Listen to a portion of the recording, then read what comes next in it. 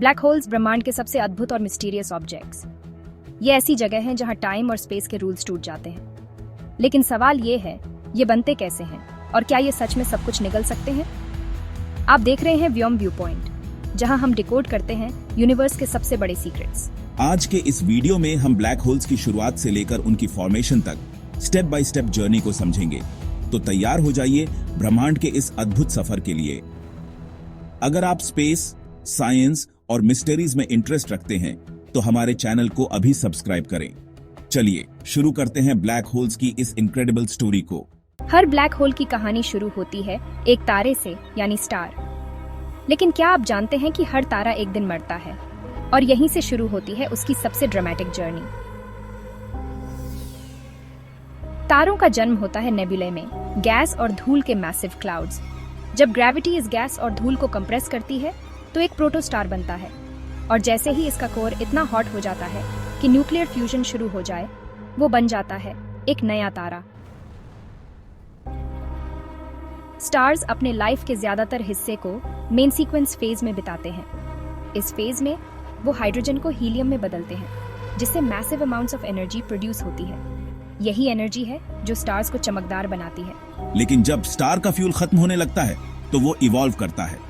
छोटे तारे बन जाते हैं, रेड जायंट्स और फिर व्हाइट ड्वार्फ्स। लेकिन मैसिव स्टार्स, उनकी कहानी कहीं ज्यादा ड्रामेटिक होती है। मैसिव स्टार्स अपने जीवन के आखिरी दौर में एक्सप्लोड करते हैं। इसे कहते हैं सुपरनोवा। और इस एक्सप्लोजन के बाद बचा हुआ मटेरियल या तो बनता है एक न्यूट्रॉन स्टार या फिर एक ब्लैक होल।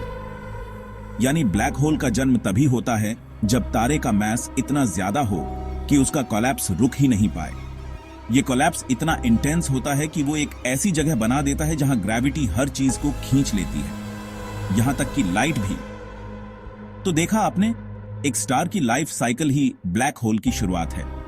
लेकिन ये सिर्फ शुरुआत है। ब्लैक होल बनने के बाद इसकी प्रॉपर्टीज और मिस्ट्रीज और भी ज्यादा माइंड ब्लोइंग हो जाती है। ब्लैक होल बनने का सबसे क्रिटिकल मोमेंट होता है कोर कोलैप्स।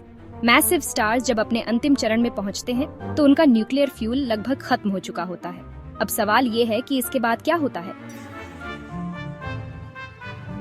स्टार का कोर, जो पहले एनर्जी और प्रेशर से बैलेंस था, अब अपनी ही ग्रेविटी के वेट से कंप्रेस होने लगता है। इमेजिन कीजिए, कोर का इतना बड़ा मास एक छोटे से पॉइंट पर कॉन्सेंट्रेट हो रहा है। इसे कहते हैं ग्रेविटेशनल कोलैप्स। जैसे ही कोर कोलैप्स होता है, स्टार के बाहरी हिस्से एक मैसिव एक्सप्लोजन के साथ फट जाते हैं। इसे कहते हैं सुपरनोवा। ये एक्सप्लोजन इतना ब्राइट होता है कि गैलेक्सीज के दूसरी तरफ से भी देखा जा सकता है। लेकिन कोर, वो अलग जर्नी पर निकल चुका होता है। कोर इतना डेंस हो जाता है कि उसका ग्रेविटेशनल पुल किसी भी चीज को एस्केप करने नहीं देता, यहां तक कि लाइट भी नहीं। यही वो पल है जब एक ब्लैक होल का फॉर्मेशन शुरू हो जाता है। कोर कोलैप्स के दौरान एक पॉइंट आता है जिसे हम कहते हैं सिंगुलैरिटी। ये वो पॉइंट है जहां मैटर इन्फिनिट डेंसिटी में कंप्रेस हो जाता है और इसके चारों तरफ एक बाउंड्री बन जाती है जिसे कहते हैं इवेंट होराइजन। इवेंट होराइजन वो सीमा है जहां से कुछ भी वापस नहीं आ सकता। जो भी इसके अंदर चला गया वो हमेशा के लिए ब्लैक होल का हिस्सा बन जाता है। इसीलिए ब्लैक होल्स को कॉस्मिक वैक्यूम क्लीनर्स भी कहा जाता है। कोर कोलैप्स ही ब्लैक होल का जन्म है। लेकिन ब्लैक होल्स सिर्फ डिस्ट्रक्शन के सिंबल्स नहीं हैं। ये हमारे यूनिवर्स के सबसे बड़े सीक्रेट्स को अनलॉक करने की चाबी हो सकते हैं। जब एक मैसिव स्टार अपने अंतिम चरण में पहुंचता है तो उसका कोर कोलैप्स होता है। लेकिन इसका आउटर लेयर, वो एक अलग ही ड्रामा क्रिएट करता है। एक विशाल विस्फोट, जिसे हम कहते हैं सुपरनोवा एक्सप्लोजन। ये ब्रह्मांड के सबसे शक्तिशाली और ब्राइटेस्ट फिनोमेना में से एक है। सुपरनोवा एक्सप्लोजन तब होता है जब स्टार का कोर ग्रेविटेशनल कोलैप्स के बाद एनर्जी रिलीज करता है। ये एनर्जी इतनी ज्यादा होती है कि स्टार के आउटर लेयर्स ब्रह्मांड में दूर दूर तक फैल जाते हैं। इमेजिन कीजिए, एक विस्फोट जो एक पूरी गैलेक्सी को इल्यूमिनेट कर सकता है। अगर हम इसकी एनर्जी को कंपेयर करें तो ये अरबों हाइड्रोजन बॉम्ब से भी ज्यादा होती है। और ये एक्सप्लोजन इतनी तेजी से होता है कि सिर्फ कुछ सेकंड्स में स्टार के मिलियंस ऑफ ईयर्स का मास स्पेस में फैल जाता है। सुपरनोवा एक्सप्लोजन्स सिर्फ डिस्ट्रक्शन ही नहीं करते, ये नए एलिमेंट्स भी बनाते हैं। गोल्ड, सिल्वर और बाकी हैवी एलिमेंट्स सब सुपरनोवा के दौरान बनते हैं। कह सकते हैं कि हमारी अर्थ पर मौजूद हर एटम किसी न किसी स्टार के एक्सप्लोजन से निकला है। सुपरनोवा के बाद बचा हुआ मटेरियल एक नेबुला बना सकता है, एक विशाल गैस और डस्ट का क्लाउड, और यही मटेरियल फ्यूचर स्टार्स, प्लैनेट्स और गैलेक्सीज को जन्म देता है। कह सकते हैं कि सुपरनोवा सिर्फ अंत नहीं है, ये नए बिगिनिंग्स का रीजन भी है। और अगर स्टार बहुत मैसिव है तो सुपरनोवा के बाद इसका कोर एक ब्लैक होल में बदल सकता है। यानी सुपरनोवा न केवल ब्रह्मांड को शेप करते हैं बल्कि ब्लैक होल्स को भी जन्म देते हैं। सुपरनोवा एक्सप्लोजन्स हमें ब्रह्मांड की विशालता और इसकी कॉम्प्लेक्सिटी का एक ग्लिम्प्स देते हैं। अब बात करेंगे ब्लैक होल फॉर्मेशन के अगले स्टेप्स पर। सुपरनोवा एक्सप्लोजन के बाद जब स्टार का कोर ब्लैक होल बनने लगता है तब एक बहुत ही खास बाउंड्री फॉर्म होती है। इसे कहते हैं इवेंट होराइजन। ये वो बाउंड्री है जहां से कुछ भी, यहां तक कि लाइट भी बाहर नहीं आ सकती। इवेंट होराइजन बेसिकली एक इमेजिनरी बाउंड्री है। जैसे ही कोई ऑब्जेक्ट इसके अंदर एंटर करता है वो ब्लैक होल के ग्रेविटेशनल पुल से बाहर नहीं निकल सकता। ये वो पॉइंट है जहां से टाइम और स्पेस प्रैक्टिकली फ्रीज हो जाते हैं। इवेंट होराइजन को समझने का सिंपल तरीका यह है कि इसे एक पॉइंट ऑफ नो रिटर्न मान लीजिए। यहां ग्रेविटेशनल पुल इतना स्ट्रांग होता है कि कुछ भी एस्केप नहीं कर सकता। यहां तक कि लाइट, जो सबसे तेज है, वो भी ट्रैप हो जाती है। आइंस्टाइन के जनरल थ्योरी ऑफ रिलेटिविटी के हिसाब से जैसे ही कोई ऑब्जेक्ट इवेंट होराइजन के पास पहुंचता है, टाइम उसके लिए स्लो हो जाता है। ये इफेक्ट इतना स्ट्रांग है कि बाहर से देखने वालों को ऐसा लगता है कि ऑब्जेक्ट कभी इवेंट होराइजन पार नहीं करता। इवेंट होराइजन के बाहर का एरिया एक्रीशन डिस्क कहलाता है। यहाँ गैसेस और मैटर ब्लैक होल में गिरने से पहले इतनी तेजी से स्पिन करते हैं कि ये इंटेंस हीट और रेडिएशन प्रोड्यूस करते हैं। यही रेडिएशन हमें ब्लैक होल को इनडायरेक्टली डिटेक्ट करने में हेल्प करता है। इवेंट होराइजन की डिस्कवरी ने ब्लैक होल्स को एक थ्योरेटिकल कॉन्सेप्ट से हकीकत में बदल दिया। ये बाउंड्री हमें ब्लैक होल्स की फिजिक्स और उनकी मिस्ट्रीज को समझने में मदद करती है। तो अब हमने समझा कि इवेंट होराइजन कैसे ब्लैक होल की आइडेंटिटी का सबसे बड़ा हिस्सा है। अगले चैप्टर में जानेंगे कि ब्लैक होल के अंदर क्या हो सकता है। ब्लैक होल्स दो मेन कैटेगरीज में डिवाइड होते हैं, स्टेलर ब्लैक होल्स और सुपरमैसिव ब्लैक होल्स। दोनों के बीच साइज और ओरिजिन में बड़ा डिफरेंस है। चलिए जानते हैं इन दोनों को डिटेल में। स्टेलर ब्लैक होल्स उन स्टार्स से बनते हैं जो मैसिव होते हैं और अपनी लाइफ साइकिल कंप्लीट करने के बाद कोलैप्स हो जाते हैं। इनका साइज कुछ किलोमीटर से लेकर कुछ टेंस ऑफ किलोमीटर्स तक हो सकता है। ये छोटे दिख सकते हैं, लेकिन इनका ग्रेविटेशनल पुल इतना ज्यादा होता है कि ये अपने आसपास के मैटर और लाइट को भी ट्रैप कर लेते हैं। मिल्की वे जैसी गैलेक्सीज में हजारों स्टेलर ब्लैक होल्स हो सकते हैं।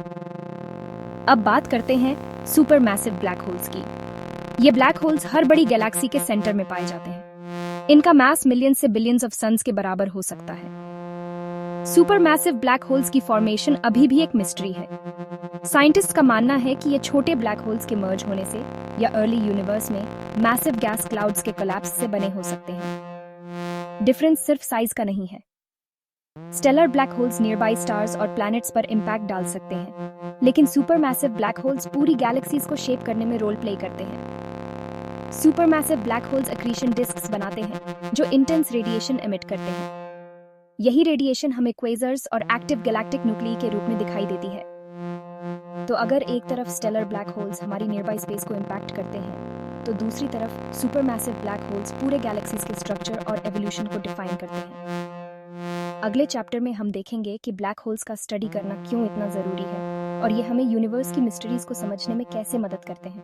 ब्लैक होल्स का नाम सुनते ही हमारे दिमाग में एक रहस्यमयी और डेंजरस चीज की इमेज आती है, लेकिन असल में ब्लैक होल्स सिर्फ डिस्ट्रक्शन नहीं करते, ये यूनिवर्स को शेप करने में भी इंपॉर्टेंट रोल निभाते हैं। सुपरमैसिव ब्लैक होल्स हर बड़ी गैलेक्सी के सेंटर में होते हैं। इनका ग्रेविटेशनल पुल गैलेक्सीज को स्टेबल रखता है और स्टार्स के मोशन को कंट्रोल करता है। यही रीजन है कि गैलेक्सीज का फॉर्मेशन और एवोल्यूशन इनके बिना अधूरा है। ब्लैक होल्स नियरबाई गैस और डस्ट को खींचकर एक्रीशन डिस्क्स बनाते हैं। जब ये मैटर ब्लैक होल के अंदर गिरता है तो इमेंस एनर्जी रिलीज होती है। यही एनर्जी क्वाजार्स और एक्टिव गैलेक्टिक न्यूक्लिई के रूप में दिखाई देती है, जो पूरे यूनिवर्स में ब्राइटेस्ट ऑब्जेक्ट्स होते हैं। ब्लैक होल्स सिर्फ मैटर को खींचते ही नहीं हैं, बल्कि पावरफुल जेट्स भी रिलीज करते हैं। ये जेट्स गैलेक्सीज के एनवायरनमेंट को हीट और शेप करते हैं और नए स्टार्स के फॉर्मेशन को भी इन्फ्लुएंस करते हैं। Stellar black holes nearby stars को खींचकर टाइडल डिसरप्शन इवेंट्स क्रिएट कर सकते हैं। ये इवेंट्स हमें ब्लैक होल के आसपास के एनवायरनमेंट को स्टडी करने का रेयर मौका देते हैं। जब दो ब्लैक होल्स मर्ज करते हैं तो ग्रेविटेशनल वेव्स जनरेट होती हैं। लाइगो जैसे ऑब्जर्वेटरीज ने इन वेव्स को डिटेक्ट करके आइंस्टाइन की थ्योरीज को कंफर्म किया है और हमें यूनिवर्स के अनसीन पार्ट्स को समझने में मदद की है। आज ब्लैक होल्स का स्टडी एस्ट्रोफिजिक्स का सबसे फैसिनेटिंग और इम्पोर्टेंट हिस्सा है। इनके जरिए हम ग्रेविटी, टाइम और स्पेस की फंडामेंटल नेचर को बेटर समझ सकते हैं। ब्लैक होल्स यूनिवर्स के सबसे बड़े मिस्ट्रीज में से एक है, लेकिन एक बात क्लियर है, ये सिर्फ डिस्ट्रक्शन की निशानी नहीं है, बल्कि क्रिएशन और एवोल्यूशन की भी है। अगले चैप्टर में हम देखेंगे कि ब्लैक होल्स का स्टडी क्यों हमारे अंडरस्टैंडिंग ऑफ द यूनिवर्स के लिए इतना क्रूशल है। बने रहिए। ब्लैक होल्स सिर्फ एक रहस्यमयी कॉन्सेप्ट नहीं है, बल्कि यूनिवर्स की वर्किंग को समझने की भी है। इनके जरिए हम टाइम, स्पेस और ग्रेविटी की डीपर अंडरस्टैंडिंग हासिल कर सकते हैं। चाहे वो गैलेक्सीज को स्टेबल रखना हो, ग्रेविटेशनल वेव्स जनरेट करना हो या यूनिवर्स के सबसे ब्राइट क्वासार्स को पावर देना हो, ब्लैक होल्स का इंपैक्ट हर जगह है। आज हम टेक्नोलॉजी और साइंस की मदद से ब्लैक होल्स को पहले से बेहतर स्टडी कर पा रहे हैं और हर नई डिस्कवरी हमें यूनिवर्स के और करीब ले जा रही है। ब्लैक होल्स हमें ये सिखाते हैं कि डिस्ट्रक्शन और क्रिएशन एक कॉइन के दो साइड्स हैं। इनकी स्टडी हमें सिर्फ यूनिवर्स ही नहीं, बल्कि हमारी एग्जिस्टेंस को भी समझने में मदद करती है। अगर आपको ये जानकारी इंटरेस्टिंग लगी हो तो हमारे चैनल को सब्सक्राइब करना ना भूलें और अपने दोस्तों के साथ शेयर करें ताकि ये फैसिनेटिंग यूनिवर्स और लोगों तक पहुंच सके। आपका साथ हमारे लिए मोटिवेशन है। बने रहिए, क्योंकि यूनिवर्स के और भी रहस्यों को एक्सप्लोर करना अभी बाकी है।